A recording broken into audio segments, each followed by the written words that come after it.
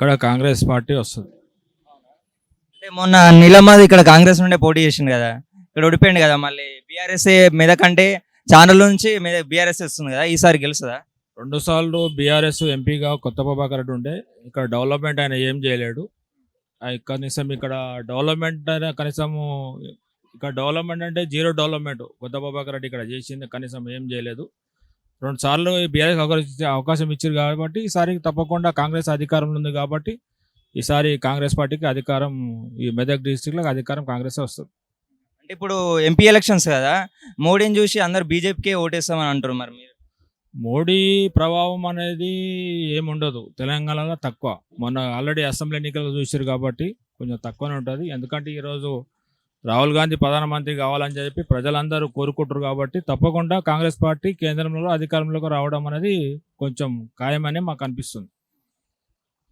ఇప్పుడు కేంద్రంలో కాంగ్రెస్ పార్టీ అధికారంలోకి వస్తారు. కేంద్రంలో కాంగ్రెస్ పార్టీ అధికారంలోకి వస్తే పేద ప్రజలకు న్యాయం జరుగుతుంది. మోడీ వచ్చిన తర్వాత పేద ప్రజలకు న్యాయం అనేది ఏం లేదు. పేద ప్రజల భారమే పడ్డది తప్ప కానీ ఆయన ప్రధానమంత్రి అయిన తర్వాత డీజిల్, పెట్రోలు, జిఎస్టీకి అది అని ఇది అని చెప్పేసి అని బండ్ల మీద, వెహికల్స్ల మీద, దాని మీద, దీని మీద జిఎస్టీ అని పెంచింది తప్ప కానీ, దోసుకుని తప్ప కానీ పేద ప్రజలకు ఆయన మోడీ గెలిచిన పేద ప్రజలకు ఇచ్చింది ఏం లేదు. అంతే. ఇప్పుడు అంటే నీలమ్మదో పార్టీలు మారిండు కదా, ఇంతకుముందుకు బీఎస్పీలకు ఫస్ట్ బీఆర్ఎస్లు ఉండే, టికెట్ లేకపోతే పార్టీలు మారుతుండు, ఈయన ఎట్లా నమ్ముతామని అంటారు కొందరు. ఇప్పుడు పార్టీలు అంటే మంచి మంచి నాయకులు మారుతారు. నీలమ్మధు ప్రజాసేవ చేయడానికి వస్తున్నాడు, తప్పేముంది దాంట్లో? ప్రజాసేవ చేయడానికి వచ్చినప్పుడు తప్పేముంది? ఎంతమంది నాయకులు మారతలేరు, ఎంతమంది నాయకులు వస్తారు. ఆయన ప్రజాసేవ చేయడానికే మారిండు. ఆయన కాంగ్రెస్లో అప్పుడు అవకాశం వచ్చింది ఇవ్వలేరని చెప్పేసి అని మనస్తాపం చెంది వచ్చింది. మళ్ళీ కాంగ్రెస్ పార్టీ పిలిచి ఆయనకు ఎంపీ టికెట్ ఇచ్చింది కాబట్టి మళ్ళీ ఇప్పుడు ఆయన ప్రజాసేవ చేయడానికే ముందుకు వస్తా అంటుండు. తప్పేముంది? ఒకసారి అవకాశం కాంగ్రెస్ పార్టీకి మన నీలమ్మధుకు అవకాశం ఇచ్చే తప్పేముంది దాంట్లో? కొందరు ఏమంటారు అంటే మొన్న నీలమ్మధు కాంగ్రెస్ పార్టీ కాట శ్రీనివాస్కి ఇచ్చింది కదా, ఆయనకు సపోర్ట్ ఇస్తే ఇక్కడ కూడా కాంగ్రెస్ వచ్చేది, పటాన్చెరులో కాంగ్రెస్ గెలిచేది అంటారు. మేము కూడా కటాసిన్ గౌజ్ మనుషులమే. మేము కూడా తప్పకుండా ఏంటంటే కొంచెం అవకాశం ఉండే కాబట్టి కనీసం మెదక్ ఎంపీ సీట్ అన్నది ఒకటి ఎంపీ సీట్ అన్నా ఉంటేనన్నా బాగుంటుందనే ఆలోచనతో ఇప్పుడు అందరం కలిసి కట్టుకొని పోయి నీలమ్మధుకు మద్దతు చెప్తాం. ఇప్పుడు అందరు కలిసిపోయి ఇప్పుడు నీలమ్మధుకి అయితే సపోర్ట్ ఇస్తారు. అందరం కాంగ్రెస్ పార్టీ, అందరం పడంచం నియోజకవర్గంలో ఉన్నటువంటి కాంగ్రెస్ పార్టీ నాయకులం, కార్యకర్తలం అందరం కూడా నీలమ్మధుకు మద్దతు ఇస్తున్నాం. చేస్తుండు మా మా శశిరెడ్డి ద్వారా కూడా మంచిగా చేస్తుండు. మాకు అదే చాలా ముఖ్యం. మాకు పనులు మంచిగా అవుతున్నాయి, మంచిగా చేపిస్తుండు. కాంగ్రెస్ పాలన 6 గ్యారెంటీలు అన్నాడు, అన్ని మంచిగా ఉన్నాయి. 6 గ్యారెంటీ అంటే ఇంకా మెదికాను, ఇంకా అన్ని చేయాలి కదా సార్. అదే రావాలి అంటే అప్పుడే రాలేవు కదా, వస్తే ఒకటి అన్ని మెల్లమెల్లగా వచ్చేస్తాయి. ఓట్లు అప్పుడే ఇవన్నీ అన్నాడు, ఇప్పుడు ఏం చేయలేడు అంటారు. వస్తాయి, వాళ్ళందరూ అన్నారని మనము ఇది చేసుకోలేము కదా. మనకు అన్ని మంచిగానే అవుతాయి, మంచిగా జరుగుతాయి. ఇప్పుడు సిసి రోడ్ పడ్డా నా ఇంటికాడ అన్ని పడ్డాయి, అన్ని మంచిగానే అవుతున్నాయి. మా దిక్కు కూడా నాది అందోలు దగ్గర, అల్లాదూరం దగ్గర రాంపూర్, కానీ మా రాంపూర్లో కూడా మంచిగా జరిగినాయి, సీతానాలరా జరిగినాయి, ఇట్లా అందోలు దాకా మొత్తం ఇక్కడ మా డిస్టిక్లో మెదక్ దిక్కు మొత్తం నడిచినాయి మంచిగా. మాకేం బాగాలేదు. మా దూరం ఉన్నాడు మాకు శశిరెడ్డి. మన అల్లాదూరంలో కూడా మస్తు నాయకులు ఉన్నారు, కైదంపల్లి, మన రాంపురం, అందరు నాయకులు ఉంటారు మంచిగా. మాకు ఏ బాగాలేదు. దామోదర్ సార్ కూడా మంచిగా ఉన్నాడు, మంచిగా ఉంటే చాలు అంతే. మాకు మంచిగా చేసేయండు, ఇప్పటి కూడా మంచిగా చేస్తాడు. నీలమ్మధు నిలబడ్డాడు ఇప్పుడు ఎంపీ ఎలక్షన్స్ కి. బీజేపీ నుండి రఘునందన్ రావు, బీఆర్ఎస్ నుండి వెంకటరామరెడ్డి. ఎవరు గెలుస్తారు అనుకుంటున్నారు? మనకేం తెలుసు, మనకేం తెలుసా అన్న ఎవరు గెలిచారు అంటే ఏ పార్టీకి ఓటేద్దాం అనుకుంటున్నాం? అంటే రేవంత్ రెడ్డి పాలన మంచిగా ఉందా? ఏమో ఇప్పుడైతే బాగానే నడిపిస్తుంది కదా. అంటే మీ ఆటో వాళ్ళకి ఇట్లా జర ఇబ్బంది అవుతున్నట్టుంది ఫ్రీ బస్సుల వల్ల, మరి దాని గురించి ఏమంటారు? ఏమంటాం ఇంకా, మేమేమంటాం చెప్పు. అంటే మీ నెలకి ఇంత కావాలని అడుగుతున్నారు కదా, ఇప్పుడు మాకు దీనివల్ల మాకు ఇబ్బంది అవుతుంది, నెలకు ఒక 12,000 15,000 అని అడుగుతారు కదా కొందరు. మరి అంటే నువ్వేమనుకున్నావు దాని మీద?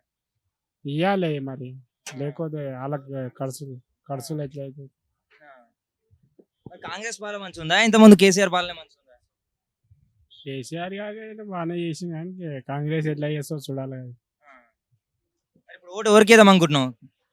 ఎవరు కానీ ఊపులు ఉంటే వాళ్ళకి చేస్తారు అన్న. ఎంపీ ఎలక్షన్స్ వస్తున్నాయి కదా, కాంగ్రెస్ నుండి నీలమ్మధు, బీజేపీ నుండి ఇప్పుడు రఘునందన్ రావు, బీఆర్ఎస్ నుండి వెంకటరామరెడ్డి కదా, ఇప్పుడు ఎవరు గెలుస్తారు అనుకుంటున్నావు? నీలమ్మధు గెలుస్తాడన్న. మొన్న ఎమ్మెల్యే ఎలక్షన్స్ ఇట్లా పోటీ చేసి ఓడిపోయింది కదా, మరి ఎట్లా? అంటే ఎమ్మెల్యే ఎలక్షన్ అంటే వేరే పార్టీ నుంచి నిలబడలేదు కదా, ఇప్పుడు రన్నింగ్ పార్టీ, రూలింగ్ పార్టీ కదా, కంపల్సరీ గెలుస్తాడు. పబ్లిక్ లో కూడా ఆయనకు జర పేరు కూడా బాగానే ఉంది, అంది పబ్లిక్ కూడా మంచి హెల్ప్ చేస్తుండ అన్న. కాబట్టి కంపల్సరీ నీళ్ళ గెలుస్తాడు అన్న. కాబట్టి కొందరు ఏమంటారు అంటే అంటే పార్టీలు మారుతుండు, ఫస్ట్ బీఆర్ఎస్ లో ఉండి టికెట్ లేకపోతే పార్టీలు మారుతుండు, మొన్న బీఎస్పీ నుండి పోటీ చేసి మళ్ళీ ఊడిపోగానే మళ్ళీ కాంగ్రెస్ లోకి వచ్చిండు కదా, ఇట్లా అంటారు మరి. అంటే పార్టీ మారుతుందంటే ఆయనకు ఆ కెపాసిటీ ఉంది కాబట్టి ఆల్రెడీ రూలింగ్ పార్టీలో ఒక సీట్ ఇవ్వాలంటే ఆ ఎబిలిటీ ఉండాలి క్యాండిడేట్. కాబట్టి ఆయనకి ఇస్తారన్న, కంపల్సరీ గెలిచే అవకాశం ఉంది, గెలుస్తాడు కూడా. పబ్లిక్ కూడా సపోర్ట్ కూడా ఫుల్ ఉంది ఆయనకు. ఇప్పుడు ఎంపీ ఎలక్షన్స్ కదా, మీద మోడీ వస్తాడు అంటారు, దాని మోడీని చూసి రఘునందన్ రావుకి ఓటేస్తామంటారు, మరి నువ్వేమంటారు?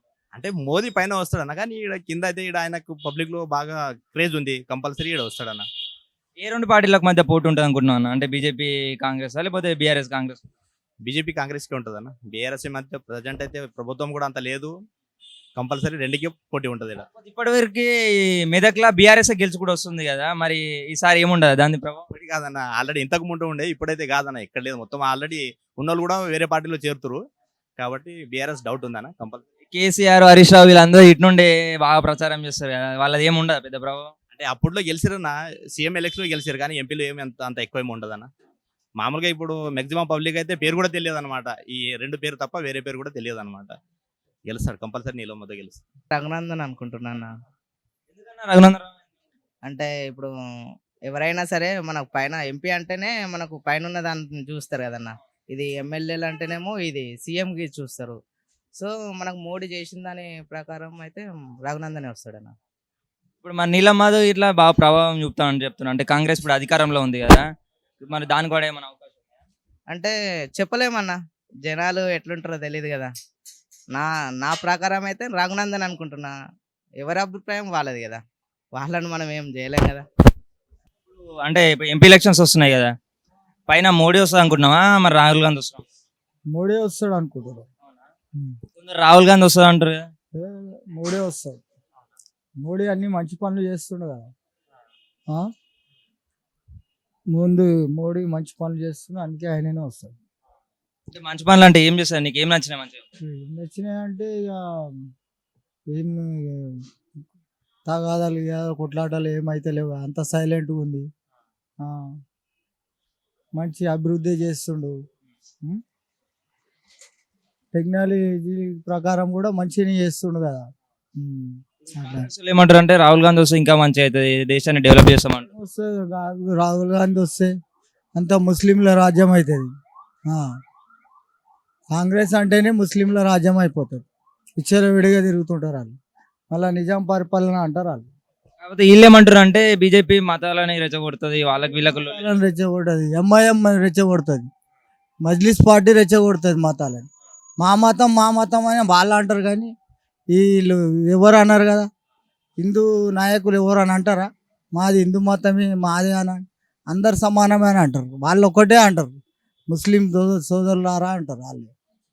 అమ్మాం బాయ్ బాయ్ అనుకుంటారు వాళ్ళు. వాళ్ళే అంటారు, మతం పిచ్చి వాళ్ళకు ఉంటుంది, హిందువులకు ఎవరికి లేదు మతం పిచ్చి. కేటీఆర్ ఇట్లా మొన్న జై శ్రీరామ్ అనొద్దు, జై శ్రీరామ్ తిండి పెట్టదు అది అంటారు కదా, దాని మీద జై శ్రీరామ్ అంటే ఆయనకి లేడా దేవుడు శ్రీరాముని మొక్కడాడు. జై శ్రీరామ్ అనేది మనకు బువ్వ పెట్టదు అని అంటుండు. ఎవరు పెడతారు బువ్వ? మనం అన్ని దేవుళ్ళకి మొక్కుతాం, పెడతారా?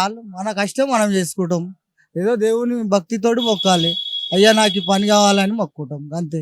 తెలంగాణ బీఆర్ఎస్ కి ఎన్ని వస్తాయి అనుకుంటున్నావు ఇప్పుడు సీట్లకి? బీఆర్ఎస్ పోతుంది మొత్తం సగానాకి పోతున్నాడు. కేసీఆర్ మళ్ళా అధికారంలోకి వస్తా, మళ్ళా నేనే సీఎం. రాడు మొత్తం తుర్కోలకు రాజ్యం ఇచ్చేసిండాడు, రాడాడు. కాంగ్రెస్ ఎమ్మెల్యేలు నాకు టచ్ లో ఉన్నారు, మళ్ళా నేనే ప్రభుత్వం. ఎవరు టచ్లు ఉన్నా రాడాడు, అంత మాత్రమే. రాజ్యమాలకి ఇచ్చిండు, ఉట్టి చేతిలో పత్తేలా ఉన్నాడు, ఎట్లా చేస్తాం?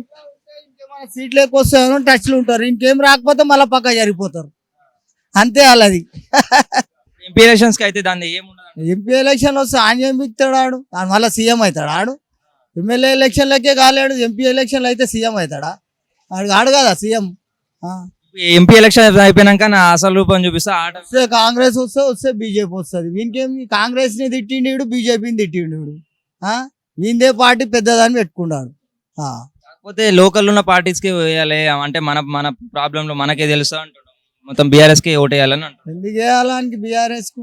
బీజేపీకి కాంగ్రెస్ కేసునేమో అక్కడ మళ్ళీ ఢిల్లీ పోవాలి, మనకు చేసిండు, పబ్లిక్ లో వంచిండాడు. అంతే కదా. ఆ, అప్పులు చేసి పబ్లిక్ మంచిండు.